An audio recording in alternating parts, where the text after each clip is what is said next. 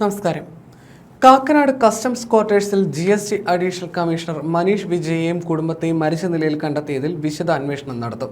4-5 ദിവസത്തെ പഴക്കമുള്ള മൃതദേഹങ്ങൾ അഴുകി തുടങ്ങി ദുർഗന്ധം വമിക്കുന്ന നിലയിലായിരുന്നു.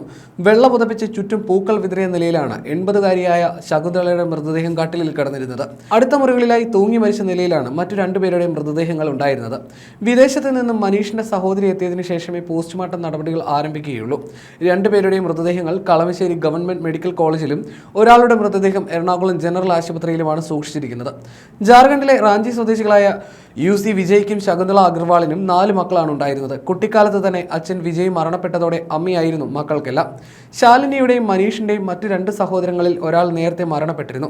ഒരു സഹോദരി കല്യാണം കഴിച്ച് വിദേശത്താണ്. മരിച്ച 2 പേരും അമ്മയുമായി ഏറെ അടുപ്പത്തിലായിരുന്നു. അമ്മയെ ആശ്രയിച്ച് ജീവിതം നയിച്ചിരുന്ന ശാലിനിക്കും മനീഷിനും ശകുന്തളയുടെ മരണം താങ്ങാൻ സാധിക്കാതെ ആത്മഹത്യ ചെയ്തതാവാനുള്ള സാധ്യതയും പോലീസ് തള്ളിക്കളയുന്നില്ല. അവസാന യാത്രയ്ക്കുള്ള ഒരുക്കങ്ങളോടെയാണ് ശകുന്തളയെ മരിച്ച നിലയിൽ കണ്ടെത്തിയത് എന്നത് ആ സാധ്യത സാധൂകരിക്കുന്നു. മനീഷിന്റെ മുറിയിൽ നിന്ന് ഹിന്ദിയിൽ എഴുതിയ ഡയറിയും പോലീസ് കണ്ടെത്തിയിട്ടുണ്ട്. ഇതിൽ വിദേശത്തുള്ള സഹോദരിയെ തങ്ങളുടെ മരണവിവരം അറിയിക്കണമെന്ന് കുറിച്ചിട്ടുണ്ട്. കഴിഞ്ഞ 1.5 വർഷമായി മനീഷ് വിജയ് ഒറ്റയ്ക്കാണ് ക്വാർട്ടേഴ്സിൽ താമസിച്ചിരുന്നത്. 4 മാസം മുമ്പാണ് അമ്മയെയും സഹോദരിയെയും കാക്കനാട്ടെ ക്വാർട്ടേഴ്സിലേക്ക് അദ്ദേഹം കൊണ്ടുവന്നത്. കേന്ദ്ര സർക്കാരിന്റെ ഉന്നത ഉദ്യോഗസ്ഥർ താമസിക്കുന്ന ക്വാർട്ടേഴ്സ് കോമ്പൗണ്ടിലേക്ക് പുറത്തുനിന്ന് ആരെയും അധികമായി പ്രവേശിപ്പിക്കാറില്ല. ഭാഷാ പ്രശ്നമുള്ളതും പരിസരവാസികളുമായി അധികം അടുപ്പം പുലർത്താതിരുന്നതും മരണം പുറത്തറിയാൻ വൈകി. ശകുന്തള അഗർവാളും ശാലിനിയും അധികം പുറത്തിറങ്ങാറില്ലെന്ന് പരിസരവാസികൾ പറയുന്നു. പുറത്തുനിന്ന് ഓർഡർ നൽകിയാണ് സാധനങ്ങൾ അധികവും വാങ്ങിയിരുന്നത്. ഇതുമായി എത്തുമ്പോൾ വാങ്ങാൻ മാത്രമാണ് പുറത്തിറങ്ങിയിരുന്നത്. ശാലിനിയുടെ ജോലിയുമായി ബന്ധപ്പെട്ട ചില വിവാദങ്ങളും കുടുംബത്തെ അലട്ടിയിരുന്നതായി വിവരമുണ്ട്. ഇക്കാരണവും ഇവരെ ആത്മഹത്യയിലേക്ക് നയിച്ചുവോ എന്ന് പരിശോധിക്കപ്പെടേണ്ടതുണ്ടെന്ന് അടുപ്പമുള്ളവർ ആവശ്യപ്പെടുന്നു. 2006-ൽ ജാർഖണ്ഡ് പബ്ലിക് സർവീസ് കമ്മീഷൻ നടത്തിയ പരീക്ഷയിൽ 1ാം റാങ്ക് നേടി ഡെപ്യൂട്ടി കളക്ടർ പദവിയിലെത്തിയിരുന്നു ശാലിനി. ആ റാങ്ക് പട്ടിക സംബന്ധിച്ച് ചില ആക്ഷേപങ്ങൾ ഉയർന്നിരുന്നു. തുടർന്ന് ഈ പട്ടിക റദ്ദാക്കുകയും ശാലിനിയുടെ ജോലി നഷ്ടപ്പെട്ടുവെന്നും റിപ്പോർട്ടുണ്ട്.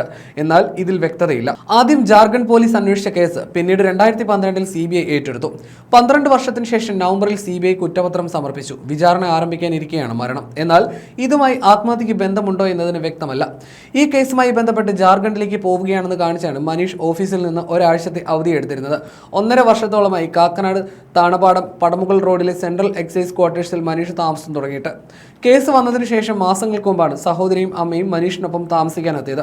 മുൻപ് കോഴിക്കോട് വിമാനത്താവളത്തിൽ കസ്റ്റംസ് പ്രിവന്റീവിൽ ജോലി ചെയ്തിരുന്ന മനീഷ് വിജയ് 1.5 വർഷം മുൻപാണ് കൊച്ചിയിലേക്ക് എത്തിയത്. മനീഷിന്റെ ഇളയ സഹോദരി പ്രിയ അജയ് അബുദാബിയിൽ നിന്ന് എത്തിയ ശേഷം ഇന്ന് പോസ്റ്റ്മോർട്ടം നടത്തും. രോഗപീഠകൾ ഉണ്ടായിരുന്ന മാതാവ് ശകുന്തളയുടെ മൃതദേഹം കട്ടിലിൽ വെള്ളം പുതപ്പിച്ച് കിടത്തിയ നിലയിലായിരുന്നു. ചുറ്റും പൂക്കൾ വിതറിയിരുന്നു. ഇവർ സ്ഥിരമായി പൂക്കൾ വാങ്ങിയിരുന്നതിന്റെ ബില്ലുകൾ വീട്ടിൽ കണ്ടെത്തിയിട്ടുണ്ട്. ബില്ലിലെ തീയതി 14-ആണ്. വീട്ടിൽ സ്ഥിരമായി പൂജകൾ നടത്തിയിരുന്നു. മനീഷിന് ചെറുപ്പത്തിൽ തന്നെ പിതാവ് ഡെപ്യൂട്ടി കളക്ടറായിരുന്ന ശാലിനിക്ക് ജോലിയുമായി ബന്ധപ്പെട്ട കേസിൽ കഴിഞ്ഞ 15-ന് ജാർഖണ്ഡ് CBI പ്രത്യേക കോടതിയിൽ ഹാജരാവാനുള്ള സമൻസ് ലഭിച്ചിരുന്നു. ഈ ദിവസങ്ങളിലാണ് മനീഷ് അവധിയെടുത്തത്. സഹോദരിയുടെ ആവശ്യത്തിന് നാട്ടിലേക്ക് പോകുമെന്ന് സഹപ്രവർത്തകരോട് പറഞ്ഞിരുന്നു. എന്നാൽ ലീവ് കഴിഞ്ഞിട്ടും മനീഷ് ജോലിക്ക് എത്താതിരുന്നപ്പോഴാണ് അന്വേഷണം തുടങ്ങിയത്. കടുത്ത പ്രമേഹത്തെ തുടർന്ന് ശകുന്തള ഇൻസുലിൻ ഉപയോഗിച്ചിരുന്നു. അമ്മയെ ഡോക്ടറെ കാണിക്കാനായി 20-ാം തീയതി വരാൻ ഡ്രൈവറോട് പറഞ്ഞിരുന്നു. ഡ്രൈവർ വിളിച്ചിട്ടും മനീഷിനെ ഫോണിൽ കിട്ടാതിരുന്നതോടെ നേരിട്ട് വന്ന് നോക്കിയപ്പോഴാണ് വിവരം പുറത്തറിഞ്ഞത്. അമ്മയുടെ മൃതദേഹത്തിലും മുറിയിലുമായി 10 പവന്റെ സ്വർണ്ണാഭരണങ്ങൾ കണ്ടെത്തിയിട്ടുണ്ട്. അടുക്കളയിൽ സ്റ്റൗവിന് സമീപം കത്തിച്ചാരമായ നിലയിൽ കണ്ടെത്തിയ കടലാസുകൾ എന്താണെന്നും വ്യക്തമല്ല.